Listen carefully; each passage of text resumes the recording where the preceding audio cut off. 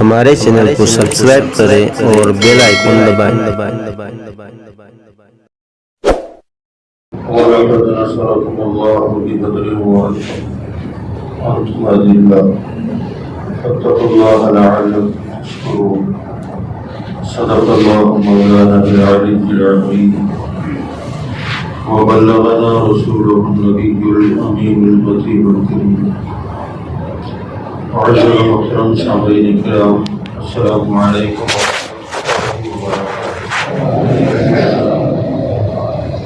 ان اللہ وملائکتہ یصلون علی النبی یا ایھا الذین آمنوا صلوا علیہ وسلموا تسلیما اللهم صل علی سیدنا ونبینا ومولانا محمد معدن الجود والکرم وعلى آلہ وصحبہ وبارك وسلم صلاة وسلام عليك يا سيدي يا رسول الله صلى الله تعالى عليه وسلم۔ حضرات محترم، جیسا کہ ہم اور آپ جانتے ہیں کہ آج کا جو روزہ ہے یہ اس ماہ رمضان کا 17واں روزہ ہے، اور ہم اور آپ یہ بھی جانتے ہیں کہ سن 2 ہجری میں کفر اور اسلام کی پہلی جنگ، جسے جنگ بدر کہتے ہیں، وہ بھی 17 رمضان ہی کو لڑی گئی ہے۔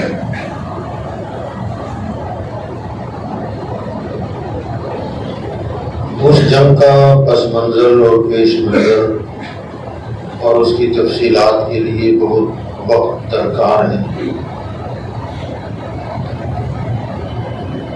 مگر مختصر طور پر چند باتیں اس جنگ کے حوالے سے عرض کر کے ہم بھی کم سے کم اپنا نام ان مجاہدین اسلام کے غلاموں میں لکھوانا چاہتے ہیں کہ اللہ تعالیٰ کم سے کم بدری صحابہ کے وفادار غلاموں میں ہمارا نام تحریر فرما دے۔ مسلمانوں پر مکہ المکرمہ میں جب ظلم و ستم کی انتہا ہو گئی، اللہ تعالیٰ نے مسلمانوں کو ہجرت کا حکم دیا، اور تقریباً مسلمان مکہ المکرمہ چھوڑ کر مدینہ منورہ آئے۔ وہاں دوسری مشکلات کا سامنا تو تھا مدینہ میں، مگر ایک راحت تھی کہ ان پر کسی کا ظلم نہیں تھا، وہ آسانی کے ساتھ اللہ کی بندگی کر سکتے تھے، عبادت کر سکتے تھے، نمازیں پڑھ سکتے تھے، مگر ان کا یہ اطمینان اور سکون سے رہنا بھی کفار مکہ کو گوارا نہیں تھا۔ وہ چاہتے تھے کہ کسی طرح اسلام اور مسلمانوں کا دنیا سے خاتمہ ہی کر دیا جائے۔ یاد رکھیں، ہمیشہ کفر کا یہ مزاج رہا ہے، ہم لاکھ ان کے ہاں میں ہاں ملائیں، ان کے کاندھے سے کاندھا ملا کر کے چلیں، لاکھ ان کے ساتھ ہمدردیاں آپ جتائیں، مگر قرآن کہتا ہے کہ یہ اس وقت تک راضی ہی نہیں ہوں گے جب تک کہ وہ تم کو اپنی ملت میں شامل نہ کر لیں، جب تک تم اپنا رشتہ ایمان سے، اسلام سے توڑ نہیں دیتے۔ اللہ فرماتا ہے کہ وہ تم سے راضی کبھی نہیں ہو سکتے، ان کے لیے آپ گردنیں کٹا دو، خون بہا دو، چاہے جتنی قربانیاں دو، مگر اس کے باوجود وہ تم سے راضی نہیں ہوں گے۔ راضی ہونے کی بس ایک ہی صورت ہے کہ تم اپنا مذہب چھوڑ دو تو راضی ہو جائیں۔ مطلب یہ ہوا کہ اسلام کو مٹا دینا یہ کفر کی خمیر میں داخل ہے، اس کے مزاج میں شامل ہے۔ بہرحال اس سے آپ یہ نہ سمجھیں کہ ہم اخلاق کو چھوڑ دیں، اخلاق ہمارا فریضہ ہے، یہ ہمارے آقا کی سنت ہے، ہم اپنا کام کرتے رہیں گے، وہ اپنا کام کرتے رہیں، ان کی مرضی ہے۔ بہرحال بتانا یہ چاہتا تھا کہ کفار مکہ کو یہ دیکھا نہ گیا، وہ مدینہ منورہ میں یہودی رہتے تھے، سرکار کا وہاں آنا، مسلمانوں کا وہاں آنا انہیں ایک آنکھ بھی نہیں پاتا تھا۔ پھر اس میں مزید یہ اضافہ ہوا کہ اوس و خزرج جو 2 قبائل مشرکوں کے تھے، اب یہودیوں میں سے کچھ افراد ایسے بھی نکل آئے جنہیں منافقین کہا جاتا ہے۔ اب وہاں باقاعدہ طور پر 3 گروپ ہو گئے، ایک تو اہل کتاب کا گروپ، ایک مسلمانوں کا گروپ، اور ان میں سے کچھ لوگ جو ظاہراً کلمہ پڑھ کے مسلمانوں کے ساتھ شامل ہو گئے، مگر ان کی نیتیں اچھی نہیں تھی۔ وہ نمازیں بھی پڑھتے تھے، روزے بھی رکھتے تھے، وہ لوگ صحابہ کرام کے صفوں میں شامل بھی تھے، مگر اندرون خانہ مسلمانوں کے اندر کی جو باتیں تھیں اسے سن سن کر وہ کفار مکہ تک پہنچاتے تھے، اور کفار مکہ یہ چاہتے تھے کہ ان کے راز کی باتیں ہمیں پتہ چلیں۔ بہرحال مسلمانوں پر وہ کٹھن دور تھا کہ نان شبینہ پر گزارا کرنا مشکل تھا۔ صبح کا کھانا مل جائے تو رات کا مشکل ہے، رات کا مل جائے تو صبح کا مشکل ہے، کھجوریں کھا کے زندگی گزارتے، یہ سلسلہ تھا۔ اسی درمیان میں مکہ سے ایک قافلہ تجارت کی غرض سے، جو بڑا قافلہ مانا جاتا تھا، ملک شام گیا ہوا تھا، اور ملک شام میں ان کی کامیاب تجارت کے بعد وہ واپس لوٹ رہے تھے۔ کافی مال دولت اس میں تھا اس قافلے والوں کے ساتھ، اور مکہ سے ملک شام جاتے ہوئے بدر کا ایک علاقہ پڑتا ہے جہاں کئی کنویں اس زمانے میں بھی تھے۔ آنے جانے والے مسافر ملک شام سے جب آتے تھے تو وہاں وہ یقینی رکتے تھے کیونکہ پانی کا بندوبست تھا، اور ٹھہرتے تھے۔ اب ادھر مدینہ کے منافقین نے مکہ کے مشرکین کو اطلاع دی کہ مسلمانوں کی حالت یہ ہے کہ انہیں ایک وقت کا کھانا مل جائے تو غنیمت ہے، مفلسی زیادہ ہے، غریبی زیادہ ہے۔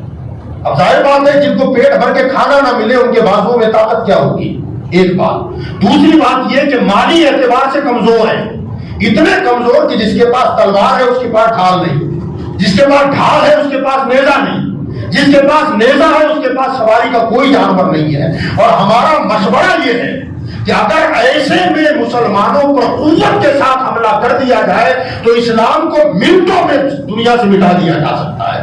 انہیں مٹانا اب کے وقت میں آسان ہے، ورنہ ان کے قدم جم جائیں گے۔ ادھر یہ خبر جب پہنچی تو ابو جہل نے، یہ بدبخت نے مکہ کے لوگوں میں یہ افواہ پھیلانا شروع کر دیا، ہوشیار تمہارا جو مال تجارتی قافلہ ملک شام گیا ہے وہ واپس آنے والا ہے۔ اور مدینہ والوں نے باقاعدہ طور پر یہ طے کر لیا ہے کہ اس قافلے کو لوٹا جائے۔ محمد صلی اللہ علیہ وسلم نے اپنے صحابہ کو یہ تاکید کیا کہ اسے لوٹ لیا جائے گا، اور اس میں تقریباً پورے مکہ کے لوگوں کا مال سرمایہ لگا ہوا ہے، اور تقریباً کسی کا بیٹا ہے، کسی کا باپ ہے، کسی کا بھائی ہے، اس قافلے میں سارے لوگ شامل ہیں۔ لہذا اٹھو اور اپنے قافلے کی مدد کے لیے چلو، یہی وقت ہے ورنہ لٹ جاؤ گے، برباد ہو جاؤ گے۔ یہ اس نے ایسی افواہ گرم کر دی کہ لوگوں کے اندر انتقام کا جوش پیدا ہو گیا، اتنا جوش پیدا ہوا کہ خونخوار جنگجو تقریباً 1000 کی تعداد میں کھڑے ہو گئے کہ چلو ہم چلتے ہیں، اپنے قافلے کو ہمیں بچانا ہے۔ بہرحال یہ لوگ مکہ سے روانہ ہو گئے، اور روانہ ہونے کے بعد راستے ہی میں جس قافلے کے نام پر انہیں ابھارا گیا تھا وہ قافلہ بخیر و عافیت مکہ کے راستے میں تھا، مدینہ سے گزر چکا تھا۔ اب انہوں نے دیکھا کہ جس کے لیے نکلے تھے وہ تو خیریت سے آ گیا، اب لڑنے کا مطلب کیا ہے؟ مگر ابو جہل شیطان صفت انسان وہ کہنے لگا جب نکلے ہیں تو ان کا صفایا کر کے ہی لوٹنا ہے، انہیں نیست و نابود کر کے ہی پلٹنا ہے۔ جوش دلایا، اور پھر اسی میں ان کے لشکر میں ایک شخص نمودار ہوا جو دیکھنے دکھانے ہولیے میں سراقہ بن مالک جیسا تھا، مگر اصل میں وہ ابلیس نے اس کا بھیس بدلا تھا۔ اوریجنل شیطان ہی وہاں آیا، اس نے ان کو سرد نہیں ہونے دیا، ابھارا کہ چلو میں بھی تمہارے ساتھ ہوں، ڈرتے کیوں ہو؟ اب یہ سارا کا سارا قافلہ روانہ ہوا۔ ادھر مدینہ منورہ میں اس کی اطلاع ہمارے آقا کو ہوئی تو سرکار نے صحابہ کو بلایا مشورہ کے لیے، اور فرمایا کہ تم جانتے ہو اس بات کو کہ مکہ سے تقریباً 1000 کا لشکر روانہ ہو چکا ہے، ابو جہل کی سپہ سالاری میں نکلا ہے، عتبہ شیبہ بڑے بڑے لیڈر مکہ کے اس میں ہیں، اب بتاؤ تمہاری رائے کیا ہے؟ تو صحابہ کرام نے کہا یا رسول اللہ ہم سے آپ رائے پوچھ رہے ہیں، آپ خالی حکم کریں، رائے دینا ہمارا کام نہیں ہے۔ حضرت سیدنا ابو بکر صدیق، سیدنا عمر فاروق اعظم، یہ دونوں شخصیتیں مہاجرین میں سے ان کے نمائندے بن کے کھڑے ہوئے، کہا یا رسول اللہ 1000 کی لشکر کے بارے میں آپ مشورہ کر رہے ہیں، اللہ کی عزت کی قسم ہے اگر آگ کا سمندر ہو اور آپ اشارہ کر دیں کہ کود جاؤ تو میں اپنے بال بچوں کو لے کے کود جاؤں گا. ہمارا ایمان کمزور نہیں ہے, ہم مضبوط ایمان والے ہیں, ہم کبھی آپ کا دامن نہیں چھوڑیں گے. ادھر سے انصار میں سے حضرت مقداد رضی اللہ تعالیٰ عنہ مدینہ کے صحابہ کے نمائندے بن کر کھڑے ہوئے. انہوں نے کہا یا رسول اللہ صلی اللہ تعالیٰ علیہ وسلم, ہم موسیٰ علیہ السلام کی قوم تھوڑی ہے جنہوں نے اپنے پیغمبر سے کہا تھا قوم عمالقہ کے ساتھ جب جہاد کا وقت آیا تو ان کی قوم نے یہ کہا تھا, اور وہ قوم اتنے نام اور تفسیر کا وقت نہیں ہے. بہرحال انہوں نے یہ کہا تھا موسیٰ تم اور تمہارا رب جا کے لڑو یار, ہم سے ان کا مقابلہ نہیں ہوگا. کہا یا رسول اللہ ہم موسیٰ کی قوم نہیں ہے, ہم محمد کی قوم ہے. آپ اشارہ کر دیں ہم پہاڑوں سے ٹکرا جائیں, اشارہ کر دیں ہم دیو اور جناتوں سے ٹکرا جائیں, یہ تو مکہ کی قریش ہے, ان کی حیثیت کیا ہے. سرکار نے فرمایا پھر چلو.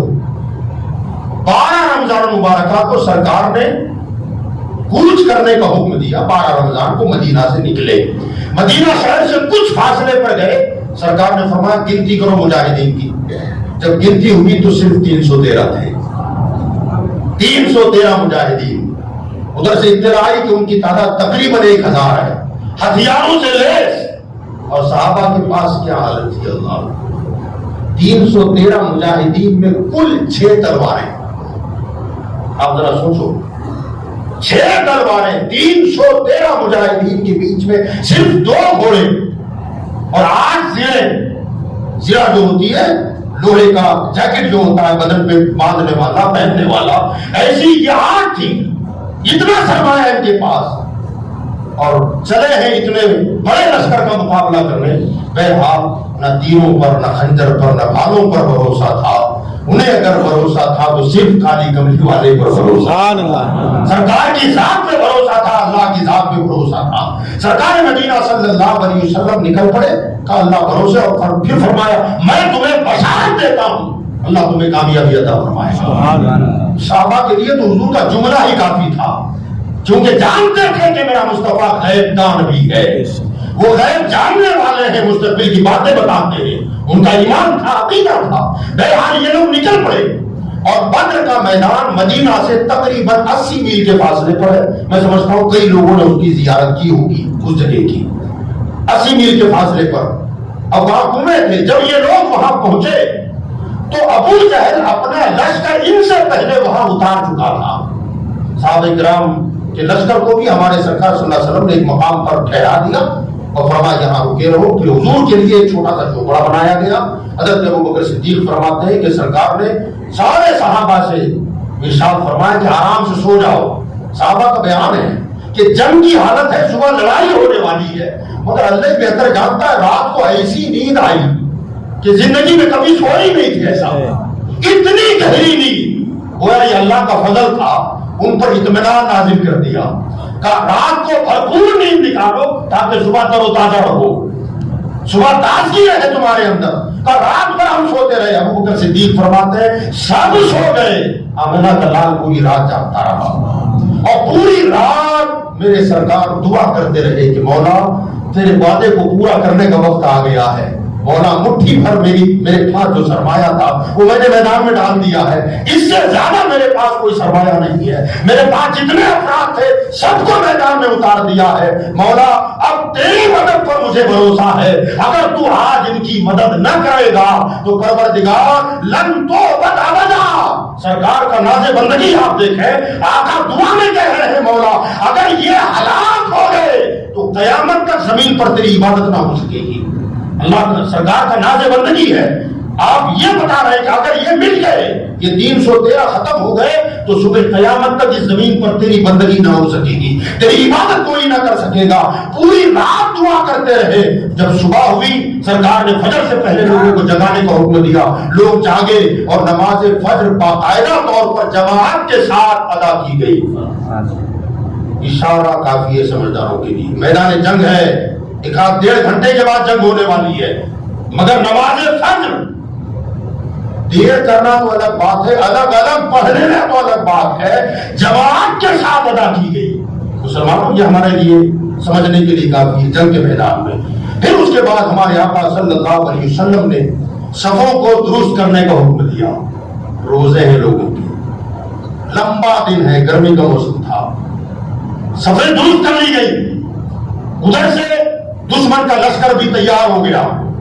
اس کے بعد عتبہ اپنے بیٹے ولید اور اپنے بھائی شیبہ کو لے کر میدان میں اتر گیا۔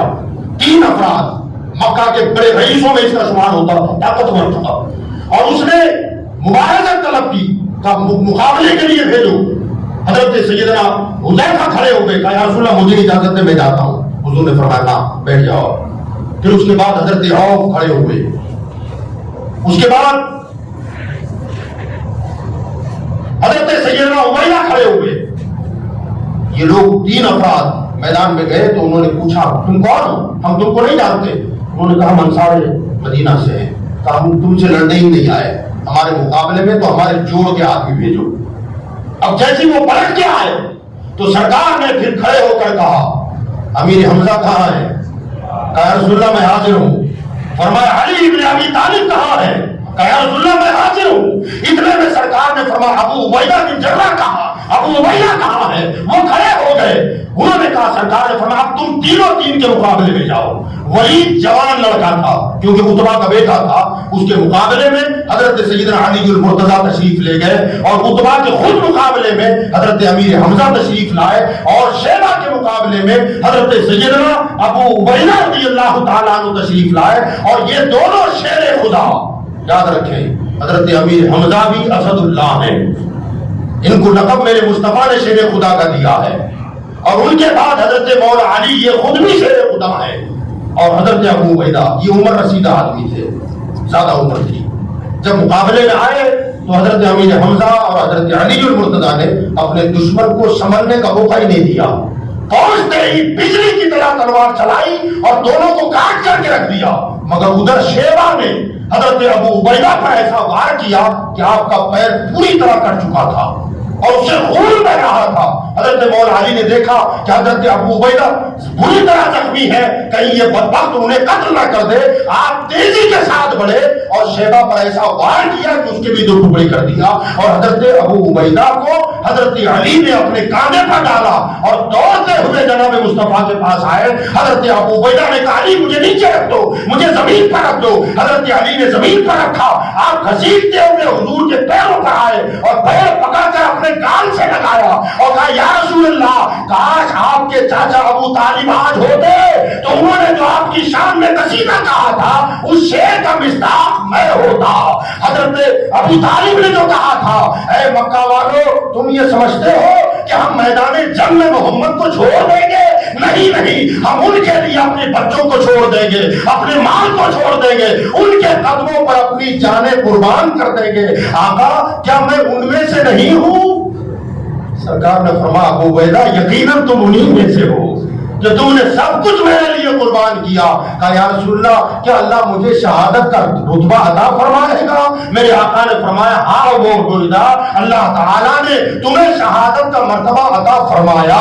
وہ کیسا مقدر کا سکندر تھا کہ جس نے قدم رسول پہ دم توڑ دیا، حضور کے قدموں میں جن کی روح کب سے انسلی سے پرواز کر گئی۔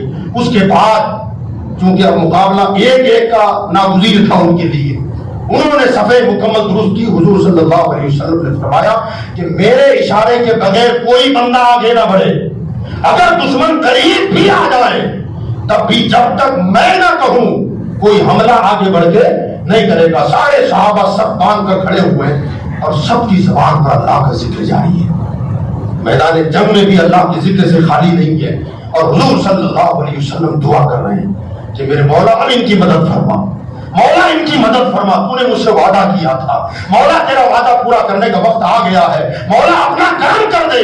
اور یک بیک سرکار مدینہ صلی اللہ علیہ وسلم پر ہلکی سی غنود کی طاری ہوئی اور پھر بیدار ہوئے۔ فرمایا ابو بکر مبارک ہو، جبریل آ گئے، سبحان اللہ، جبریل آ گئے، ان کے ساتھ فرشتے آ گئے۔ قرآن پاک میں سرکار مدینہ صلی اللہ علیہ وسلم نے 3 مرتبہ دعا کی، 3 آیتیں اللہ تعالیٰ نے قرآن میں نازل فرمائی ہے کہ ہم تمہاری مدد فرشتوں کے ذریعے کریں گے۔ پہلی مرتبہ فرمایا 1000 فرشتوں سے مدد کی جائے گی، پھر حضور نے دعا مانگی، پھر قرآن کی آیت اتری، فرمایا مصطفیٰ 3000 فرشتوں سے، پھر حضور نے دعا مانگی، پھر قرآن کی آیت نازل ہوئی، مصطفیٰ 5000 فرشتوں سے آپ کے غلاموں کی مدد کی جائے گی۔ بہرحال جب دشمن بہت قریب آ گیا سرکار نے اشارہ کیا اور ایسی انسان کی لڑائی ہوئی، ایسی جنگ ہوئی۔ صحابہ کرام فرماتے ہیں کہ ہم لڑ تو رہے تھے پورے جوش و خروش کے ساتھ، اللہ کا ذکر بھی جاری تھا، تلواریں بھی اٹھ رہی تھیں، دماغ بھی پورا کام کر رہا تھا، اس پہ مصطفیٰ میں سرشار ہو کر ہم لڑ بھی رہے تھے، اور ہم نے یہ دیکھا کہ اچانک کسی کے چہرے اور ناک پر گھوڑوں کے نشان نظر آنے لگے، اور وہ لوگ میدان میں بدحواس ہونے لگے کہ آخر یہ گھوڑا کہاں سے آ رہا ہے۔ ایک صحابی کہتے ہیں میں نے دشمن کے گردن پر تلوار اٹھائی کہ قتل کر دوں، میری تلوار اس کی گردن تک گئی نہیں تھی اور ٹوٹ کے گر گئی۔ میں حیرت میں تھا کہ آخر یہ کیا معاملہ ہے۔ کہتے ہیں اسی جنگ کے میدان میں نے اپنے آقا سے کہا یا رسول اللہ ایسا کوئی مرتبہ ہو گیا کہ میں دشمن کو قتل کرنا چاہتا تھا، میری تلوار لگی نہیں اور گردن کٹ کے گر گئی۔ سرکار نے فرمایا کہ اللہ کے فرشتے نے کی ہے، وہ کام تم نے نہیں اللہ کے فرشتے نے کیا ہوا ہے۔ حضرت سیدنا عبد الرحمن ابن عوف رضی اللہ تعالیٰ عنہ فرماتے ہیں کہ اسی گھنسان کی لڑائی میں نے اپنے اگل بغل میں دیکھا تو زیادہ نہیں 15 13 14 15 سال کے لڑکے میرے ساتھ کھڑے ہوئے۔ مجھے افسوس ہوا کاش کوئی طاقتور اگل بغل میں ہوتے تو مجھے لڑنے میں مدد ہوتی۔ ایک کا نام موفیس تھا اور ایک کا نام معاذ ہے۔ اچانک میری نظر ان کو پڑی تو میں نے اپنے آپ کو ذرا کمزور محسوس کیا۔ ان میں سے ایک لڑکا کہنے لگا چاچا آپ ابو جہل کو جانتے ہیں؟ تو میں نے کہا جانتا ہوں مگر تم کو اس سے کیا کام، وہ کوئی چھوٹا آدمی نہیں ہے بہادر مانا جاتا ہے۔ وہ کہنے لگا سنا ہے آج ہم یا تو اسے مار ڈالیں گے یا خود مر جائیں گے۔ ہم نے سنا ہے کہ وہ بدبخت میرے مصطفیٰ کو گالیاں دیتا ہے، آج اس کا یا تو اس کا کام تمام ہوگا یا میرا کام تمام ہوگا۔ یہ دونوں بچوں نے جب یہ کہا تو حضرت عبد الرحمن ابن عوف کہتے ہیں کہ اچانک ہماری یہ باتیں ہو رہی تھی، اچانک وہ مجھے دشمن کی صف میں نظر آیا اور اس کے ارد گرد کئی اس کے جو ہے تو حفاظتی لوگ محافظ موجود تھے۔ میری نظر پڑی اور میں نے کہا بچوں وہ ہے وہ سامنے۔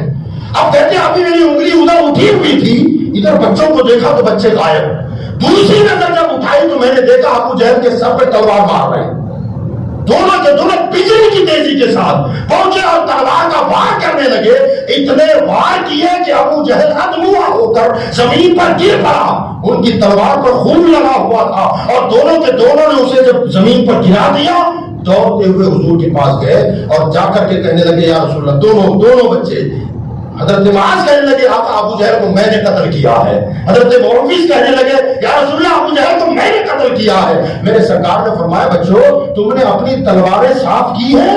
تو انہوں نے کہا نہ یا رسول اللہ تلواروں پر تجھے جو کا تو خون لگا ہوا ہے۔ آقا نے فرمایا دونوں تلواریں میرے پاس لاؤ، یہ ایمان کو تازہ کرنے والی بات ہے۔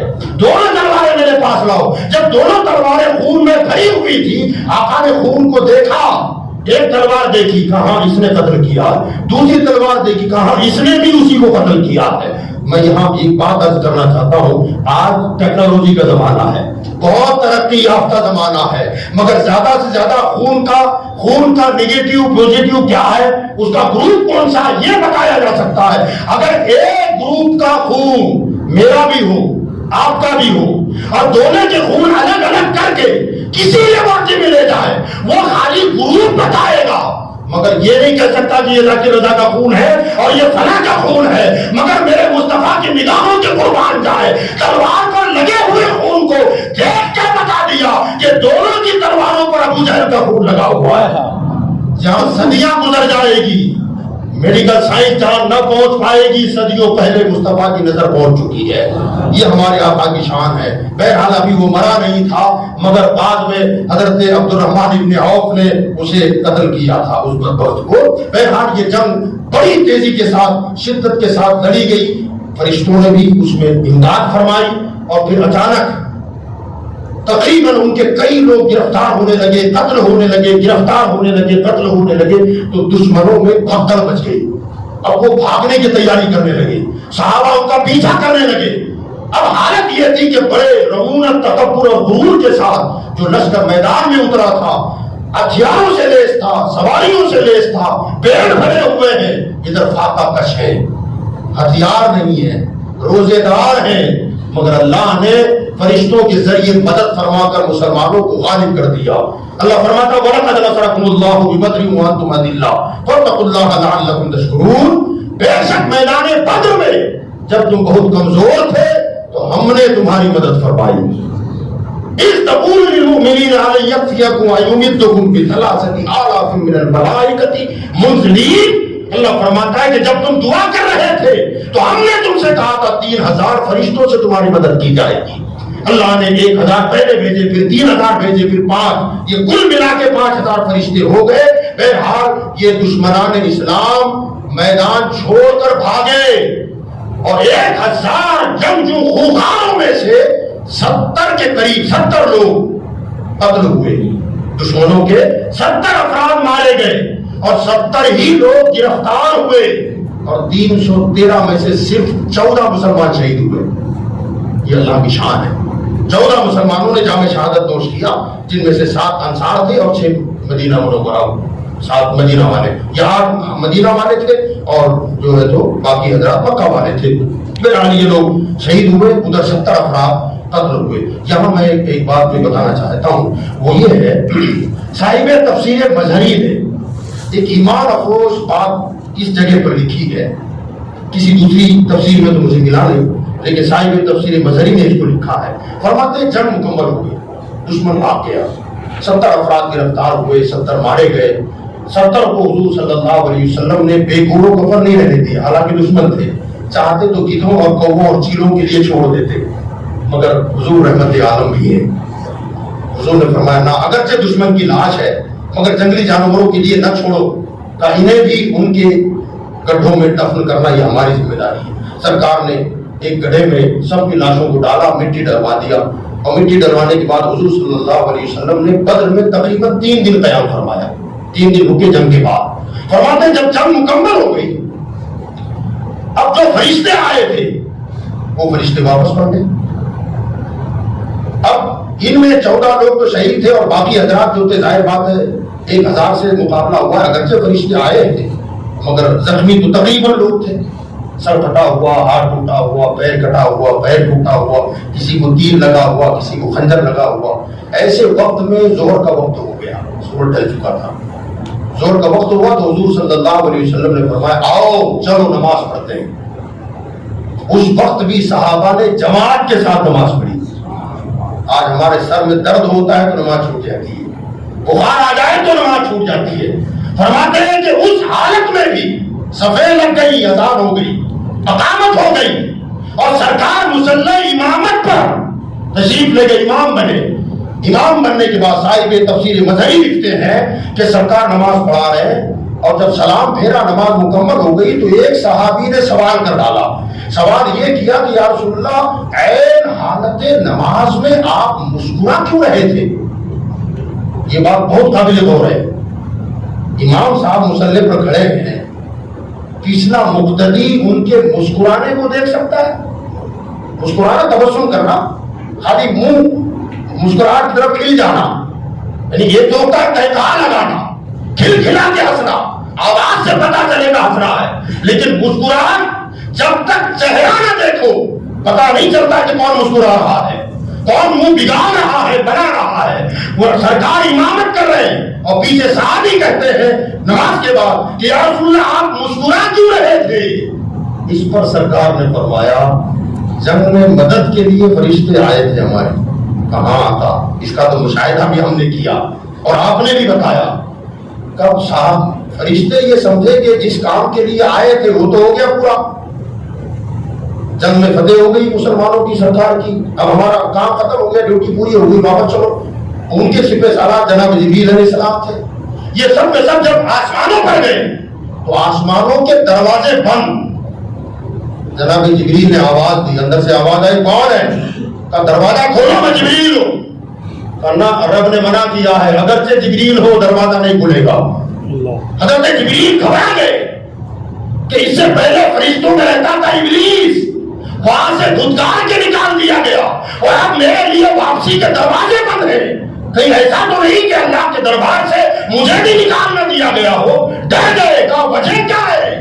آخر ہمیں نہ آنے دینے کی اور ہمارے لیے دروازے نہ کھلنے کا ریزن کیا ہے؟ تو جواب آیا, واپس کیوں آ گئے؟ کہا مولا جس کام سے گئے تھے وہ کام پورا ہو گیا تو واپس آ گئے. کہا کیا تمہیں جنگ جتوانے بھیجا تھا؟ کہ میں تمہارا محتاج ہوں جنگ جتوانے کا؟